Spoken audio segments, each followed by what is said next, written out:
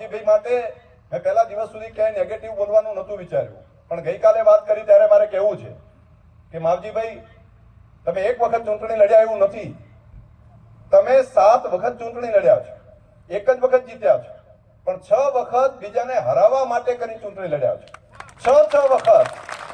અને તે દિવસે આપણો સમાજનું હિત ક્યાં છે નથી જોયું. આ વખતે પણ એમપી સાહેબની સાથે કીધું ને કે 3-3, 4-4 વખત, 2 વખત તો અપક્ષ લડીને કોઈ પણ રીતે. આ વખતે મારે આભાર માનવો પડે ત્યાંના મારવાડી પટેલ સમાજનો કે એમણે છેલ્લા દિવસે ફોર્મ ભરીને તૈયાર કરીને જતા હતા ને એ વખતે લઈને મારી ગાડી મૂકી ત્યાં ગમે એમ કરીને આમ કર્યું. જો એ ન કર્યું હોત ને તો હું એ ઘરે હોત. આ એમનું પ્લાનિંગ હતું. અપક્ષ ત્યાં આગળ હોત, ચૂંટણી લડો તો 25,000 મત લઈ જાઓ અને 20-25,000 લઈ જાઓ એટલે બાકી સામે જીતી જાઓ. તો સામે જીતવા માટેની ડિઝાઇન પહેલેથી બનાવેલી હોય છે. અને મારે કહેવું નથી કે દર વખતે કઈ રીતે તમે શું ને એમાં મારે, હું પોતે એનો સાક્ષી છું. કોઈ પૈસા આપી જાય, કોઈ પૈસા આપે તો એના માટે કરી નાખે, સમાજને વેચી મારવાનો, સમાજના મત વેચી મારવાના. ત્યાં આગળથી કોઈ ફાઇનાન્સ કરીને આપે એટલા માટે કરીને સીધા આખા સમાજના મત ડાયવર્ટ કરી નાખવાના. અને સમાજ, અને તોય પાછા જેમ કે આ સમાજ ભેગા તમે નથી રહેતા.